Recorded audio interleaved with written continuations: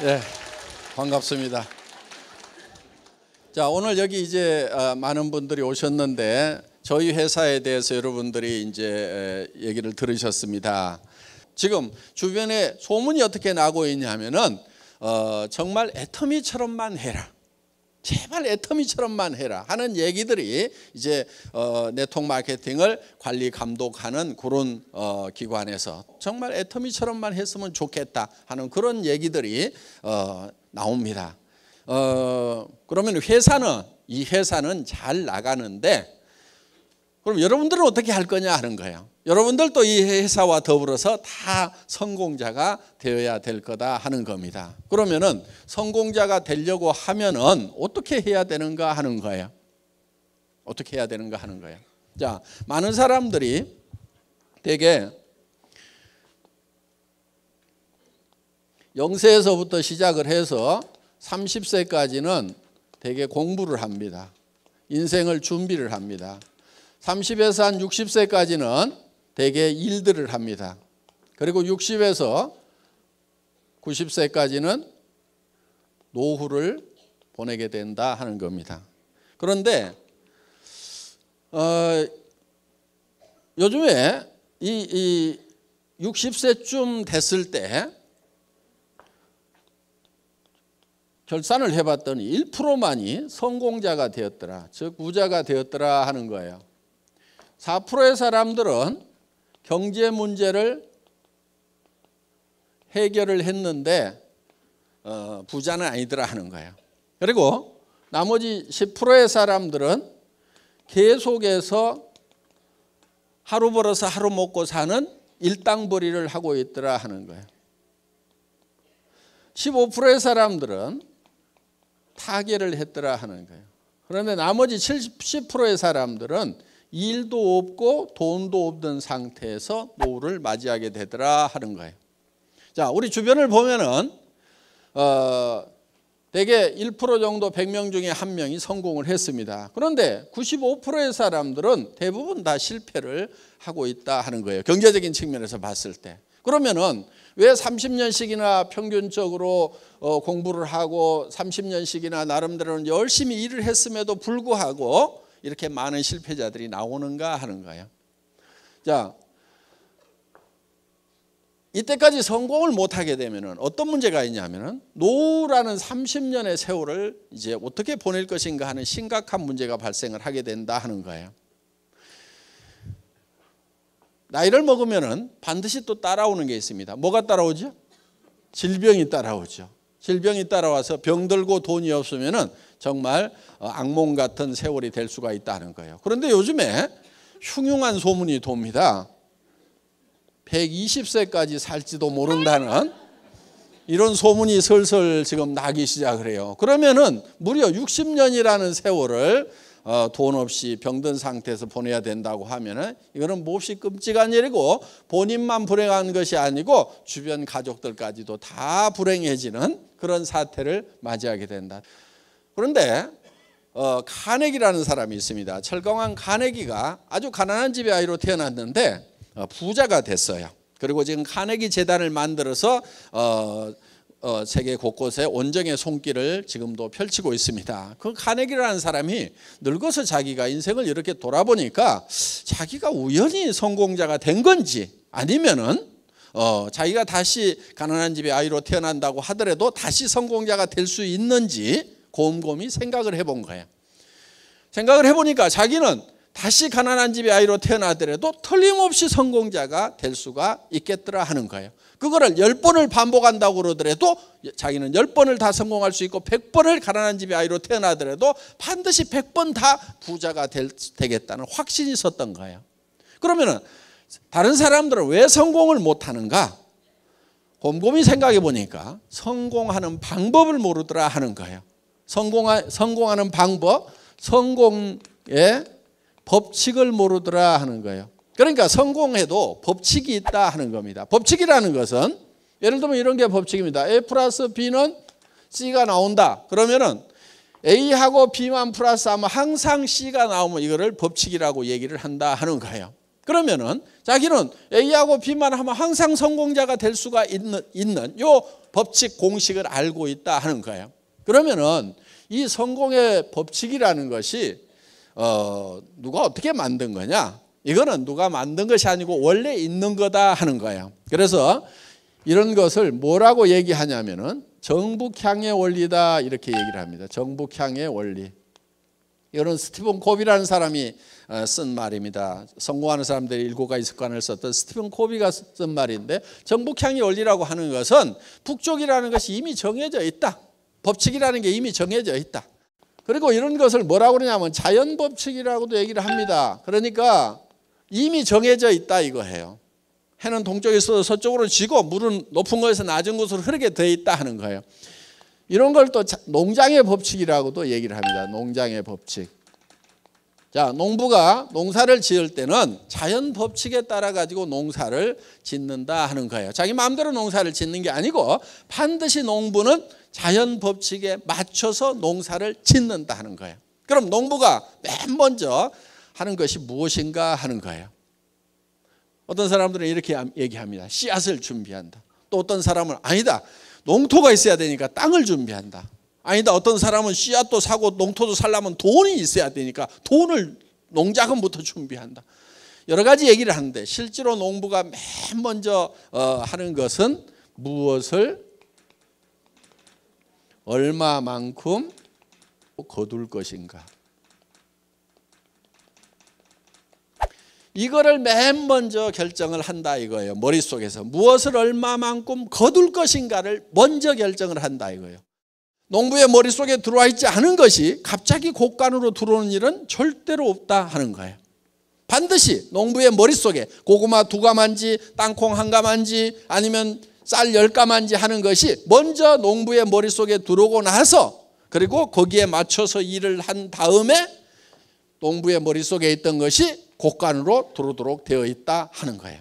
자, 이거를 이제 성공의 법칙이라고 하는데, 그러면은 우리가 성공을 하려고 하면은 먼저 우리 머릿속에 뭐가 들어와야 되냐 하는 거예요.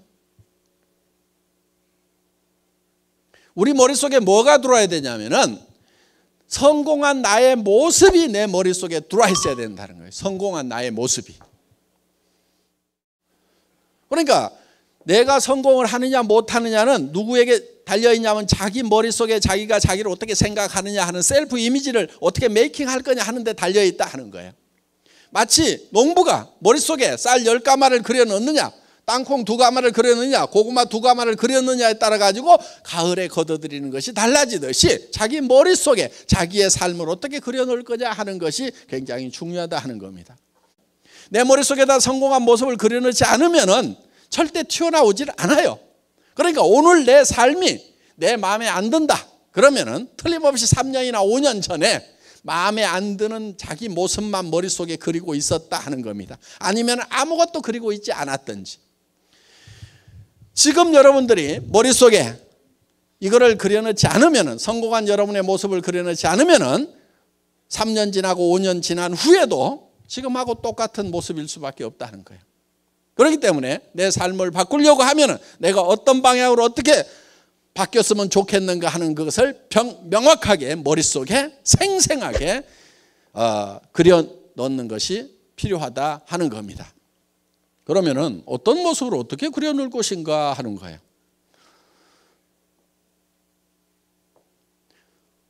생각이 좀 복잡하죠? 복잡한 이유가 있습니다. 사람이 좀 복잡하게 만들어져서 복잡한 거예요. 사람이 어떻게 만들어져 있냐면요, 사람은 육이라는 게 있습니다. 몸이 있습니다. 그리고 영이라는 게 있어요. 영. 그 다음에 혼이라는 게 있습니다. 그 다음에 우리는 혼자 사는 게 아니고 주변 환경으로 둘러싸여 있습니다.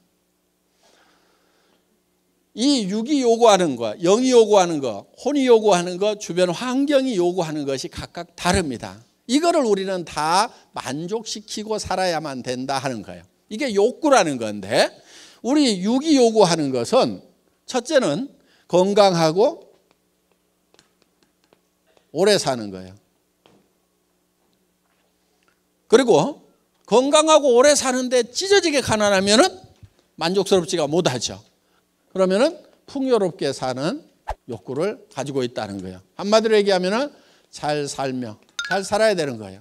우리의 영은 보통 영과 혼이 같은 걸로 영혼 이렇게 묶어서 생각을 하는데, 이거는 영과 혼은 분명히 구별이 됩니다. 스피릿, 소울 구별이 되는데, 그럼 영은 뭐고 혼은 뭐냐 하는 거예요. 이 영은 동물하고 사람하고를 구별짓는 가장 중요한 포인트가 될 수가 있어요. 동물은 혼은 있는데 영이 없어요. 영은 예를 들면은 시간에 관한 개념이라든가, 성경에 보면 영혼을 사모하는 마음을 주셨도다 하는 게 있어요. 그래서 이 시간에 관한 개념, 영혼을 사모하는 마음이 있다 하는 거예요. 그리고 이거는 양심에 관한 거예요. 양심. 이 양심은 동물에게는 없어요. 사람에게만 있어요. 이웃집 개가 이웃집 아저씨 다리를 물어버렸어. 그러더니 저녁에 가가지고 내가 좀 참을 걸 그러면서 후회하고 있는 개 보셨어요? 전혀 양심의 가책을 안 느낍니다. 그런데 사람은 아무리 약한 사람이라도 이 양심의 가책을 느끼게 돼 있어요. 물론 양심도 계속 무시하면은요, 양심이 무뎌지기는 해요. 그래서 성경에 보면 양심이 화인 맞았다, 불도장을 맞았다 이런 얘기는 있는데, 여러분들이 양심을 계속 닦으면은 양심이 계속 빛나면서 이 양심이라는 것이 모든 것을 분별하는 기준 역할을 하는 거예요. 그래서 우리는 양심에 따라서 살고 싶다. 그리고 우리는 창조주를 사랑하고 사랑받고 싶은 욕구를 가지고 있어요. 바로 사람이 영적인 요소를 가지고 있기 때문에 그렇다는 겁니다. 혼은 미지의 세계에 대해서 알고 싶은 지적 욕구가 바로 여기에 해당이 됩니다. 사람은 배우지 못하면 한이 맺히게 돼 있어요. 아무리 돈이 많아도 내가 무식하다, 배우지 못했다, 그러면 죽을 때 한이 맺히게 돼 있어요. 그리고 희노애락을 느끼는 것이 바로 이 혼의 부분입니다. 희노애락. 그러니까 희노애락을 느끼는데 평온한 감정을 가지고 살아가고 싶은 욕구를 우리는 반드시 가지고 있다 하는 거예요. 그래서 이 평안해야 되는 거예요, 마음이. 동물도 희노애락이 있습니다. 밥 주는 주인한테는 꼬리 살살살살 흔들어요. 무슨 뜻이에요? 기쁘다 하는 거예요. 기쁘다. 밥 먹을 때 건들면 노합니다. 예.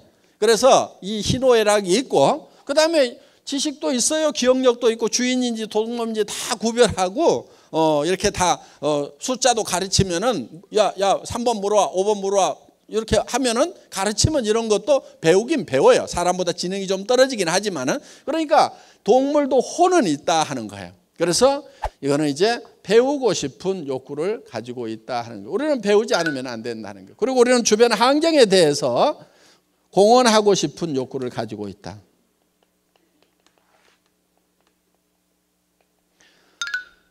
자, 이 네 가지를 우리는 골고루 만족시키지 않으면은 우리가 한이 맺히게 돼 있어요. 자, 우리는 뭔가 사회를 위해서, 남을 위해서 유익한 일을 하고 싶은 욕구를 가지고 있어요. 그래서 죽을 때 나는 남을 위해서는 참 아무짝에도 쓸모가 없었던 사람이다. 나라를 위해서도 쓸모있던 사람이 아니고 가족들을 위해서도 또 친구를 위해서도 아무짝에도 쓸모없는 사람이었다. 그러면은 죽을 때 한이 맺힐 수가 있다는 거예요. 쓸모있는 사람이 되고 싶은, 그건 바로 공헌하고 싶은 욕구를 가지고 있다 하는 겁니다. 그래서 이 네 가지 요소가 골고루 만족되는 삶을 살아가는 자기의 모습을 머릿속에다 그려 놓아야 된다 하는 거예요. 이게 하나라도 빠지면은 완벽한 성공자라고 할 수가 없어요.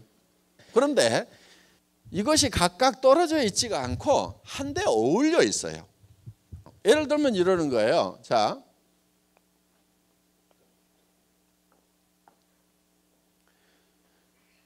우리의 육이 있습니다. 육은 잘 살며, 영은 사랑하고, 그 다음에 혼은 배우고, 그 그다음에 환경에 대해서는 공헌하는 삶. 그런데 우리가 잘 살아야 되는데 그냥 잘 산다고만 생각하면은 이게 별 의미가 없어요. 잘 살아서 뭐 할 건데 이렇게 되는 거예요. 그런데 우리가 잘 살아야 되는 이유는 사랑하는 사람이 있기 때문에 반드시 잘 살아야만 된다 하는 거예요. 내가 못 살게 되면은 내 사랑하는 사람들이 다 힘들고 다 어려움을 겪게 된다 하는 거예요.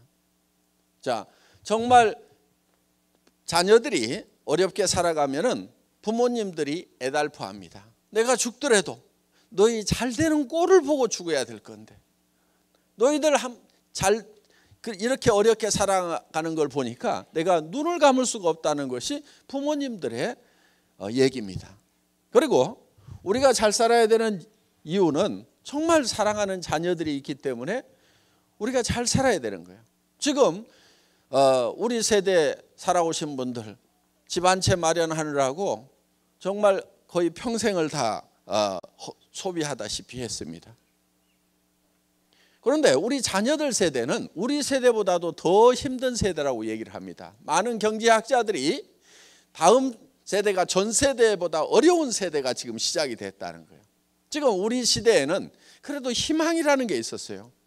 배우고 뭔가 공부를 하고 열심히 노력하면 잘 살 수 있다는 희망이라는 것이 있었다는 겁니다. 그런데 요즘 젊은이들 앞에는 공부를 할 만큼 하고 노력을 해도 대책이 안 서는 절망이라는 벽에 봉착해 있다 하는 겁니다. 그래서 우리 자녀들한테 우리 부모 세대가 희망이 되어줄 필요가 있어요. 그래서 우리는 정말 주기 위해서라도 부자가 되어야 된다는 거예요. 주는 기쁨을 맛보기 위해서. 그래서 자녀들 보고도 니네 집사라고 하지 말고 우리가 정말 집 한 채씩 사준다고 하면은 얼마나 보람이 있겠냐 하는 거예요. 그러니까 우리가 잘 살게 되면은 사랑하는 자녀들에게 집 한 채씩 사줄 수 있다 이거예요. 그러니까 잘 살아야 되겠어, 안 살아야 되겠어? 잘 살아야 되는 거예요. 잘 살아야 되는 거예요. 이 잘 살지 못하면은요, 이 사랑하는 것도 힘들어요. 저도 집사람을 워낙 좋아해가지고 한 1년을 쫓아다녀가지고 이제 결혼을 했어요. 그래서 잘 살았습니다. 그런 대로 잘 살았는데 저는 월급쟁이를 한 17년을 했어요. 그런데 월급쟁이가 노후 보장이 전혀 안 되죠. 그래서 이거 일하는 재미에 빠져가지고 17년이라는 세월을 너무 많이 보냈다. 그래서 이제 나가서 내가 노후 대책을 세울 수 있는 뭔가 일을 해야 되겠다 하고 이제 나왔습니다. 나와서 이제 인터넷 백화점을 이제 차리게 됩니다. 차렸는데 문제는 뭐냐면은 아직 시대가 오질 않았어요. 그런데 백화점을 차렸어요. 수만 가지의 제품을 가지고 있는 그런 이제 초대형 백화점을 만들어 놨는데 문제는 뭐냐면 아직 아줌마부대 손가락이 안 움직이는 거예요. 그러니까 쫄딱 망하고 그러는 가운데서 이제 굉장히 힘이 들어지다 보니까 이제 뭐 회사 망하면서 뭐 다 집도 주고 차도 주고 다 날려버리고 이제 정말 너무 어려워져 가지고 이제 월세 50만 원짜리 월세방에 가서 이렇게 살게 됐어요. 그러면서 제가 이제 몸이 아프기 때문에 일을 하면 안 된다고 그래서 집사람이 어디 가서 한 150만 원인가 이렇게 벌어와 가지고 50만 원 월세 주고 애들 이제 학비 주고 이렇게 근근히 먹고 사는 이제 이런 처지가 돼버린 거예요. 그래도 그렇게 사는데 이제 이 경제적으로 압박을 받다 보니까 부부간에도 말이 점점 이제 뜸해지기 시작을 하고 나중에는 말 한마디씩 나오면 이렇게 삐딱선을 타기 시작하고 자꾸 이렇게 갈등이 생기더라고요. 어느 날 제가 집에 들어갔는데 너무 추운 거예요. 그래서 여보 집 좀 가스 좀 팍팍 떼라고 그랬더니 누구는 추운 줄 모르는 줄 아세요? 이렇게 새침하게 얘기를 하더라고. 자기도 추운데 당신이 돈 못 벌어니까 내가 불 안 떼지 뭐 추운 줄 몰라서 불 안 떼냐 이거야. 보통 가스를 10만 원어치 떼면은 좀 추워요. 거기서 5만 원어치만 더 떼면 조그마한 집이니까 좀 따뜻해. 한 달에 5만 원씩 아끼려고 추운 집에 산 거예요. 그럼 겨울에 5개월 난방하죠. 그럼 1년에 얼마 아껴요? 25만 원. 3년 동안 아꼈으니까 얼마 아꼈게요? 75만 원. 그 75만 원 때문에 3년을 떤 걸 생각하면 지금도 억울해 죽겠어. 돈은요, 없을 때는 절대 아끼면 안 돼. 있는 대로 다 써야 되는 거예요. 있는 대로 다 써봐야 몇 푼 되지가 않으니까. 돈이 좀 있을 때는 아껴야 돼. 그때는 아끼면 돈이 모아지거든. 돈에 대해서요, 오해들을 많이 하고 있어요. 오해하지 마세요. 학교에서 배운 것 중에도 좀 틀리게 가르친 게 있어요. 예를 들면은 수입과 지출이 있으면은 수입에 맞춰서 지출을 해야 된다, 이렇게 배웠잖아요. 그렇죠? 예, 이거는 나라 경제를 생각할 때 이렇게 해야 되는 거고, 개인 경제로 봤을 때는요, 수입에 맞춰 갖고 지출하고 있는 사람치고 부자가 없어요. 그러니까 가계부 쓰는 사람들 있죠? 수입에 맞춰서 지출한다고. 가계부 쓰는 사람치고 부자를 못 봤어 내가. 여러분 제발 가계부 좀 쓰지 마세요. 부자들은 가계부 안 써. 가난뱅이들만 쓰고 있어. 그래갖고 부자 되느냐? 안 돼. 평생 가계부 써. 또 그거를 또 검사하고 있는 쪼잔한 남편들도 있어. 그 찌질이야, 찌질이. 지금 참 많이 벌어다 주면 왜 이걸 쓰고 있냐고. 조금 벌어다 주면서 그걸 아등바등 쓰고 있는데 제대로 썼는가 안 썼는가 검사하고 있는 그런 찌질이. 아이고, 네. 이렇게 하지 말고요, 부자가 되려면 어떻게 하냐면은 수입 잊어버려. 지출부터 결정을 해. 지출. 내가 어떻게 소비를 하면서 살 건지, 내가 돈을 어떻게 쓰면서 살 건지, 이 지출을 결정을 해보면요, 이게 제법 많아요. 이게 여러분 보통 3천만 원에서요 5천만 원 정도가 매월 있어야만이 부자가 돼요. 이 정도를 지출하지 않으면 이게 별 부자가 아니에요. 그런데 무슨 3천만 원에서 5천만 원씩이나, 난 300에서 500도 못 벌어봤는데 3천에서 5천이 필요하냐고 그러는데, 3천에서 5천이 있어야 부자가 된다 하는 거예요. 300에서 500 벌어갖고는요 노후대책도 안 서고 아무것도 안 돼. 그 찌질이로 사는 거예요. 그런데 많은 사람들이 300에서 700만 벌었으면 소원이 없겠다. 그래서 좋은 대학 가가지고 열심히 박터지게 대기업에 가가지고 결국 버는 게 얼마 버냐? 300에서 700 벌고 있고, 이웃집 애가 300에서 700 버는 일자리 찾았다고 그러면 아이고 걔는 그게 엄친아요. 내 새끼는 왜 이 모양이야 그러면서 쥐어박잖아. 그런데 300에서 700 벌고 있는 애 별 볼 일 없어요. 노후대책 안 써요. 걔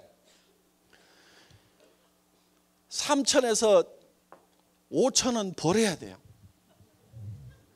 매달. 그리고 돈이라는 것은요 평생 버는 게 아니에요. 갈수록 돈 벌 수 있는 기회라는 게 줄어들어요.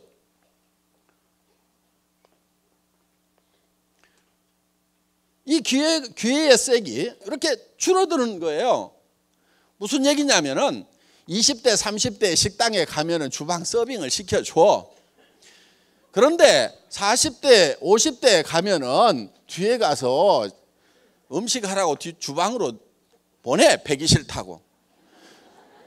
60대 50대 60대에 가면은 그릇 깬다고 이것도 안 시켜줘. 그러니까 친척이나 누구 아니면 안 써준단 말이에요. 그러니까 기회라는 것이 점점 줄어들어. 그런데 사람들은 막연하게 뭔가 시간이 지나고 미래가 되면 내한테 좋은 기회가 올 거라는 파랑새만 쫓아가고 있어요. 그렇지가 않아요. 점점 줄어들고 있어요. 그러니까 지금 결판을 내야 되는 거예요. 지금 뭔가를 화끈하게 벌여야 된다 이거예요. 앞으로 뭐 어떻게 될 거다.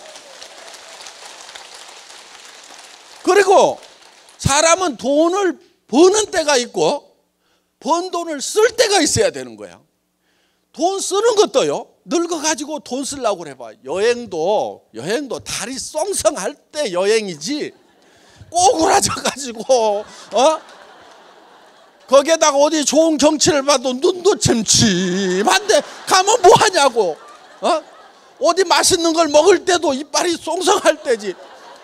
가가지고 틀니가 많니 안 많니 해가면서 맛있는 거 주면 뭐하냐 이거야. 그러니까 이것도 기회가 점점점 줄어드니까 벌려면 1년 2년 3년이라도 빨리 벌고 그래 놓고 그걸 쓰러 다녀야 된다 이거야. 그런데 젊음 다 가도록 이제 벌기만 해. 벌기만 하다가 이제 늙어가지고 이제 있는 돈도 쓰지도 못한다 이거예요. 그러니까 벌 수 있는 시간이 그렇게 길면 안 되는 거예요. 3년에서 5년 안에 평생 쓸 돈을 다 벌거나 아니면은 평생 돈이 들어오도록 시스템을 만들어 놔야 돼. 3년에서 5년 해보고 안 되면 때려치우세요. 그거는 평생 해도 안 돼. 애터미 사업도 3년 5년 지났는데 안 되는 사람들 빨리 때려치우고 집에 가세요. 근데 반성을 한 가지는 해봐야 돼. 진짜로 했는가? 아니면은 발가락만 하나 걸치고 3년 5년 지나갔는가? 그거는 반성을 해야 돼. 근데 진짜로 했는데 양발 다 담그고 진짜로 뛰었는데도 3년에서 5년 했는데 안 됐다 그러면은 가세요 그냥. 그런데 진짜로 했냐 하는 거야.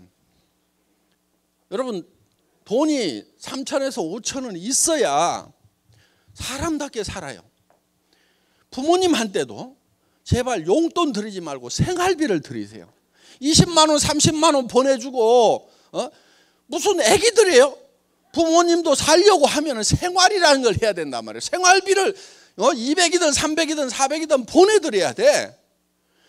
그래야 뭘 사람답게 살 거 아니에요. 그리고 노인네들 치료비 더 많이 들어가요.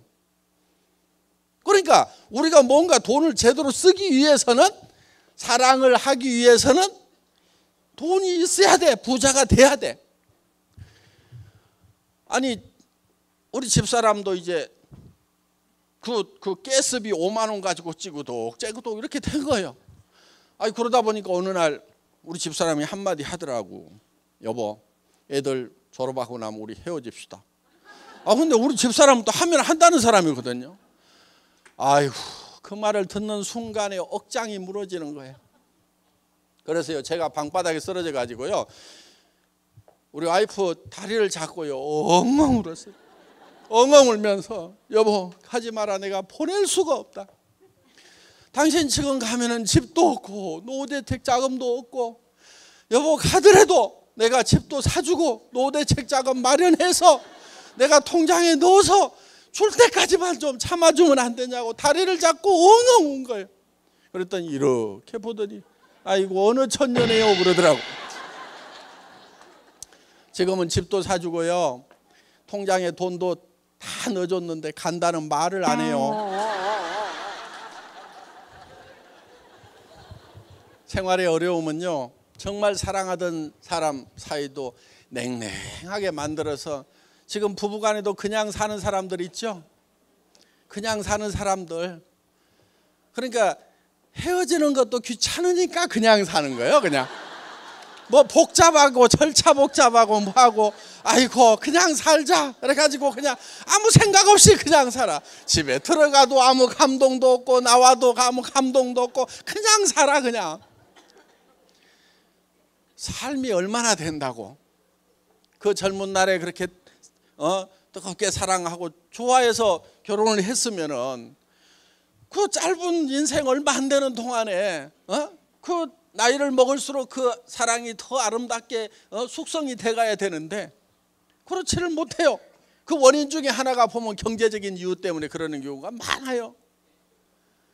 결혼할 때는 당신 내하고 결혼만 해준다고 하면은 진짜 손끝에 찬물 한 방울 안 묻히도록 해주겠다고 그래가지고 구애를 해서 결혼을 해놓고 나중에는 왜 찬물 안 묻히게 해준다고 그러더니 어쩌고 저쩌고 그러면은 고무장갑 하나 사주면서 이거 끼고 하면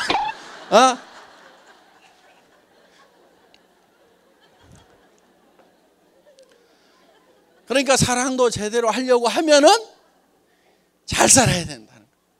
그래서 이게 다 이렇게 하나로 연결이 되어 있고 엉켜 있는 거예요. 우리는 벌어서요, 남 주려고 사실은 버는 거예요.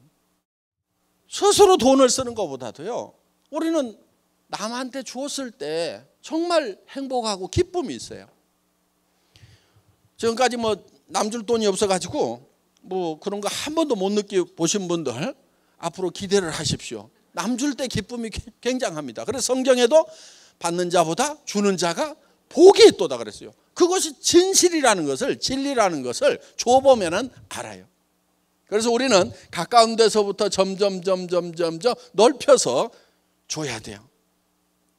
그리고 남을 도울 때 내가 부자가 다 된 다음에 여유 있으면 남에게 주겠다, 그러는 사람 치고 부자 된 다음에 돕는 사람이 거의 없어요. 언제부터 도와야 되냐면은 내가 어려울 때 나보다 더 어려운 사람을 도우면서 살아가야 된다 하는 거예요. 그러면은 나중에 부자가 됐을 때도 또 어려운 사람들을 도울 수가 있어요. 저희는 저희 회사에서도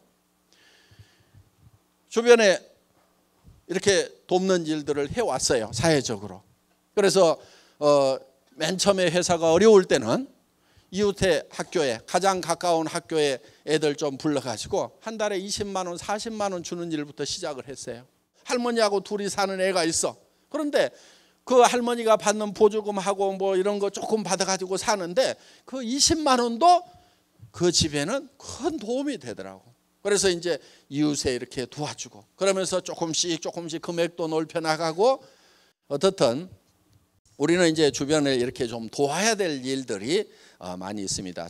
물론 애터미 사업 자체가 지금 어려운 사람들을 돕는 가장 좋은 방법이에요. 서민들에게는 싼 생필품을 공급을 해서, 질 좋고 싼 생필품을 공급을 해서 이 가게 이 지출을 줄일 수 있도록, 생활비를 아낄 수 있도록 해주는, 그것이 1차적인 공헌입니다. 그리고 또 이 돈 벌만한 직장이 없는 분들에게 일자리를 마련해줘서 정말 이렇게 할 수 있도록 해주는 것. 그러면서 또 우리는 수당이 또 서민들에게 다 풀려나갑니다. 그래서 우리가 만드는 제품들은 그 원료를 만드느라고 농사짓는 농부들에게도 돈이 나가게 되고, 그리고 이 돈은 서민들에게 뿌려지기 때문에 그것이 이제 승수 효과에 의해서 최소한 5배 정도 더 이제 경제적인 파급 효과가 생깁니다. 자, 어떻든 우리는 정말 사랑하는 사람들이 있기 때문에 우리는 반드시 잘 살아야만 된다. 그래야 내 사랑하는 사람들이 같이 잘 살게 되고, 그리고요, 사람은 조금만 올라가게 되면은요, 점점점 용기라는 것이 생겨요. 지금 여기 계시는 분들 중에서도 어떤 희망을 갖고 꿈을 갖는 것이 굉장히 두려운 사람들이 있다는 걸 제가 알아요.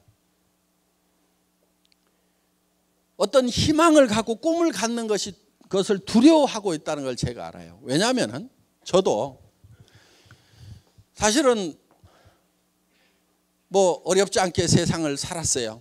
그때는 못 사는 사람들 좀 무시했습니다. 솔직하게 얘기해서. 아이고, 요즘 세상에 정신머리가 틀려먹었으니까 못 살지, 게을러 빠졌으니까 못 살지, 그러면서 못 사는 사람들을 좀 무시를 했어요. 그런데 제가 깊은 병에 들고 사업체는 다 망해가고 돈은 다 뺏기고 도리어 이제 빚쟁이까지 집에 쫓아오면서 몸이 아파갖고 더 일을 못하는 상황이 되다 보니까 사람이라는 게 이렇게 앞뒤가 콱 막히는 기가 막힌 상황도 있구나.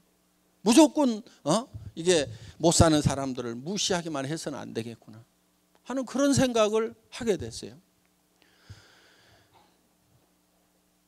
그런데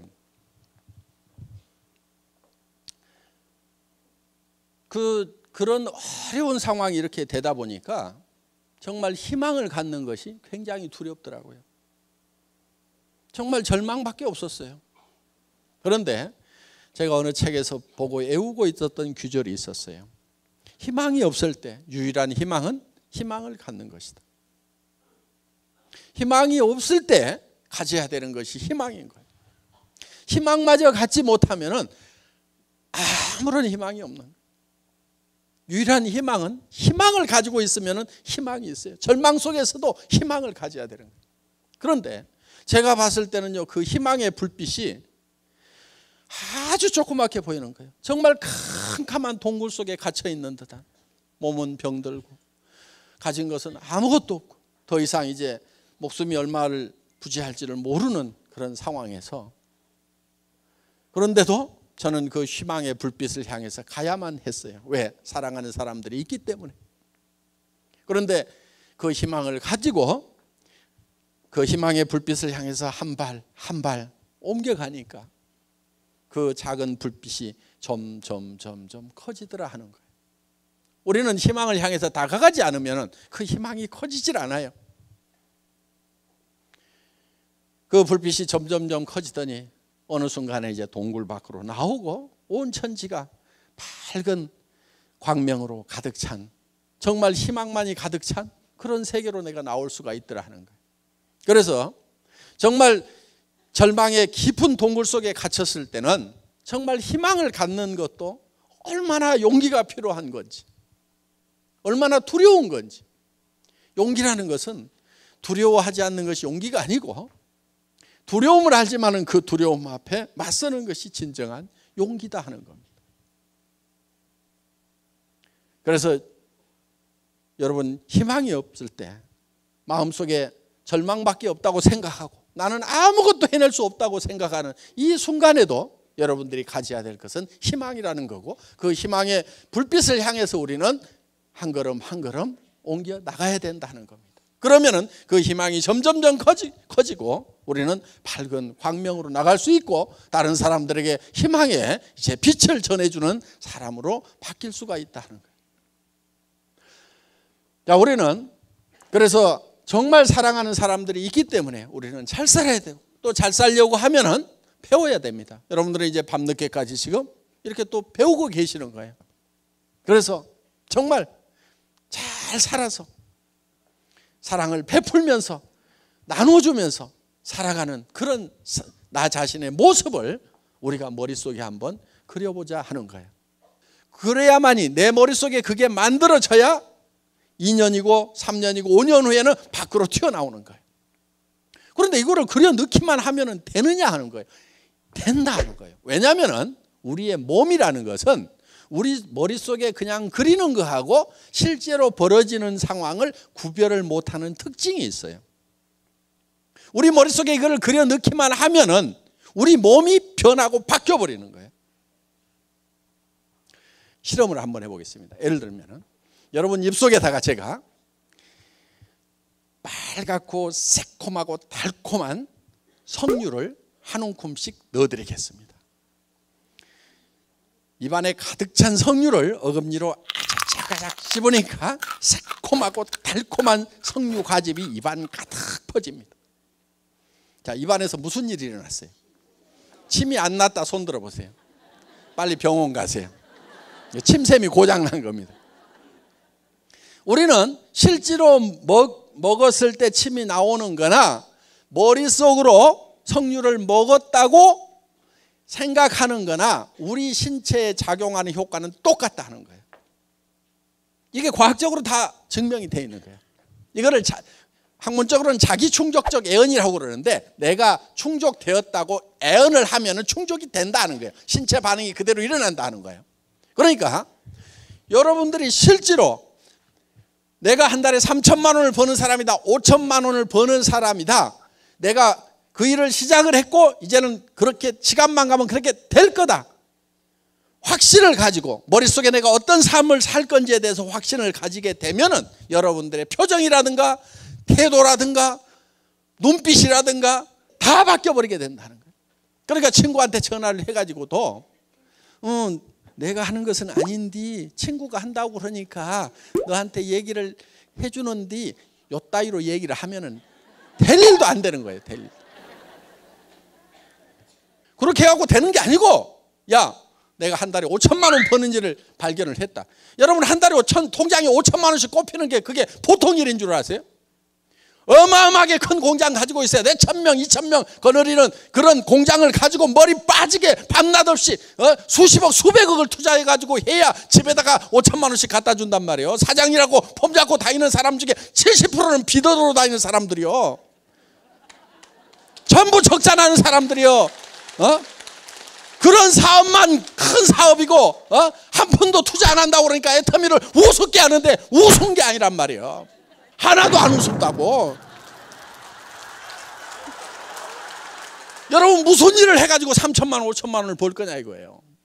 이 애터미 사업은 빅 비즈니스예요. 엄청난 비즈니스란 말이에요. 개인적으로 봤을 때 여러분 투자를 안 하니까 우습게 알아 지금. 그리고 무슨 고시 보듯이 특별한 시험을 봐가지고 능력자만 뽑는 게 아니고 아무나 오세요 그러니까 이게 아무 것이나 되는 줄 알아 이게 이 일이 보통 일이 아니란 말이에요. 지금 엄청난 일을 지금 여러분들이 시작을 한 거예요. 근데 표정들이 왜 그래? 엄청난 걸 발견한 것 같지가 않아 지금.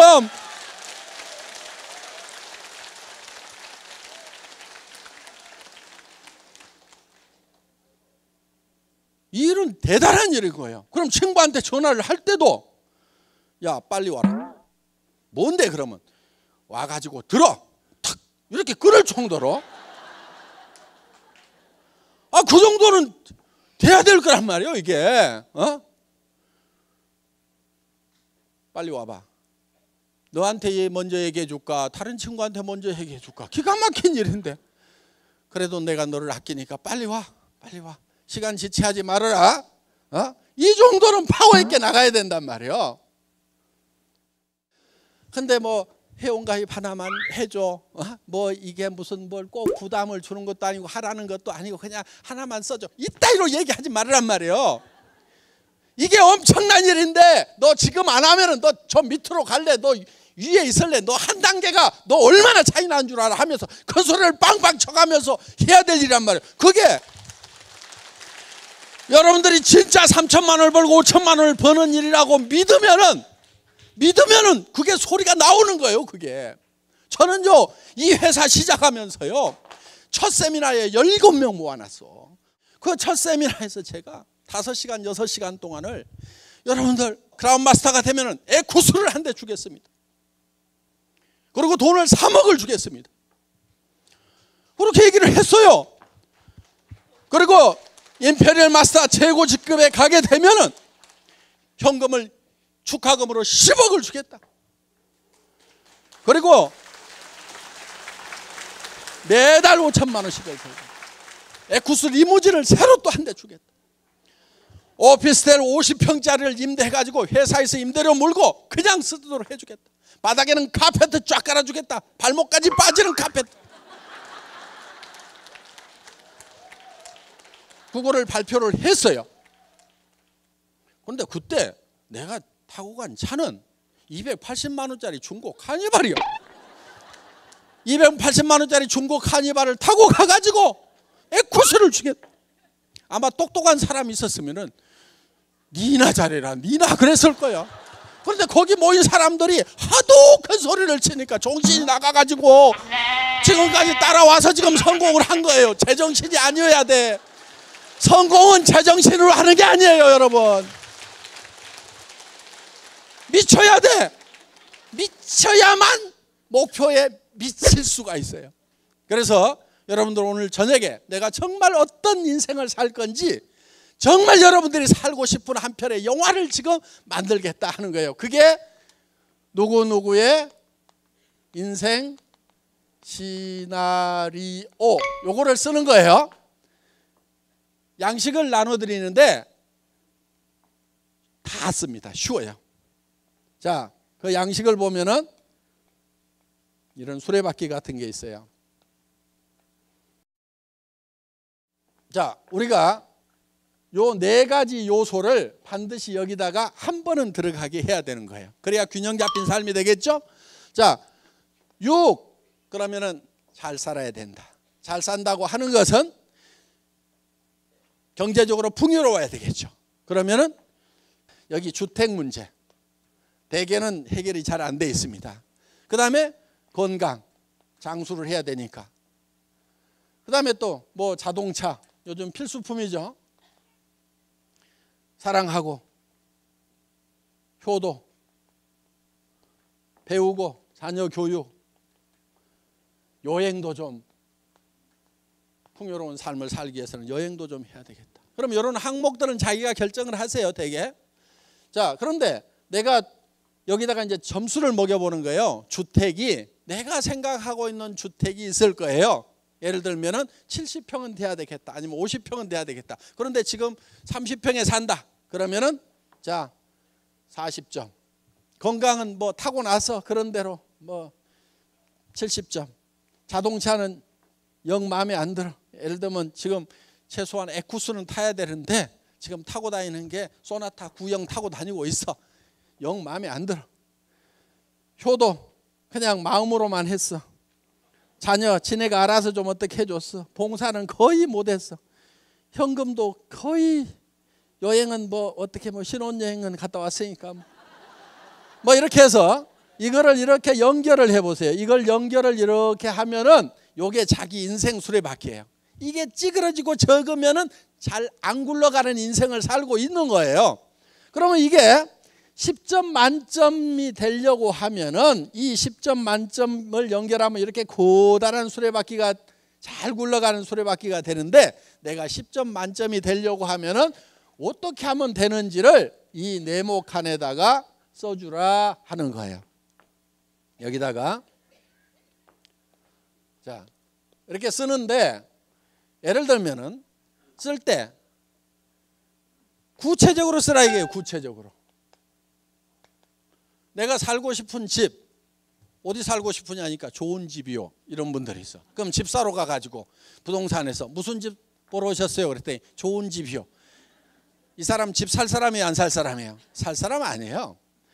내가 살고 싶은 집이 단독주택인지 아파트인지 연립주택인지 방은 몇 개인지 화장실은 몇 개인지 가격은 얼마에서 얼마 사이인지 몇 평인지 이게 딱 나와 있어야 된단 말이에요.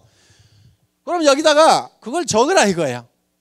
그래서 구체적으로 적으라 이거예요. 그 다음에 가격을 적으라 이거예요. 가격을. 그게 얼마짜리인지. 무슨 차 타고 싶으냐고 그러니까 페라리요. 그러는데 페라리가 얼마인지도 몰라. 7천만 원인지 6천만 원인지 3억은 줘야 돼요. 그러니까 페라리 그러면 가격이라도 알고 타겠다고 해야 된다 하는 거예요. 그 다음에 세 번째가 기한을 적으라 이게 기한. 언제까지 하겠다. 그러니까 내가 70평짜리 집을 언제까지 사겠다고 적어야지 그냥 세월을 가거나 말거나 그러다 꼴딱 죽어버리면 그게 그냥 물거품이 돼버린다는 거예요. 그러니까 내가 3년, 5년, 7년 안에는 내가 반드시 사겠다. 기한을 정해야 되는 기한을. 요 세 가지를 꼭 유념을 하시라 하는 거예요. 자, 우리는 정말 균형 잡힌 삶을 살기 위해서 이 인생 시나리오를 작성을 하는 겁니다. 자, 예를 좀 보여주세요. 선배들 중에 이렇게 작성한 사람들이 있습니다. 그래서 예를 들면은 지금은 17평 임대 아파트에 살고 있지만 3년 뒤에는 상도동 사거리에 있는 42평 방 4개 욕실 2개 있는 4억 3천만 원짜리 동양 빌라 5층으로 이사한다. 이렇게 구체적으로 나왔죠. 예. 정말 이런 삶을 살아가는 내 모습이 내 머릿속에 들어가게 되면은 내 행동이 바뀌고 표정이 바뀌고 말이 바뀌고 다 바뀌게 돼 있어요. 그래서 이거를 실행할 수 있는 힘이 나오게 되어 있다 하는 겁니다. 그러니까 우리는 어디에 있어야 되냐면은 내가 살고 싶은 삶이라는 영화를 내 머릿속에서 만들고 그 영화 속에 살고 있어야 돼요. 언제까지? 그 영화가 현실이 될 때까지 우리는 계속 그 영화 속에 있어야 된다는 거예요. 비전 속에 영화 속에 계속 살다 보면 이 현실이 끌어 올라가게 되어 있다 하는 겁니다. 여러분 이거를 믿어야 되는 거예요.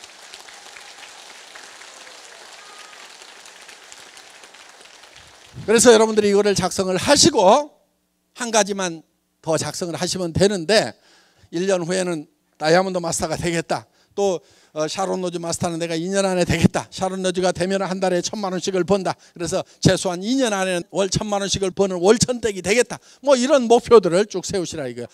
오늘 늦은 시간까지 수고 많으셨습니다. 강의 마치겠습니다.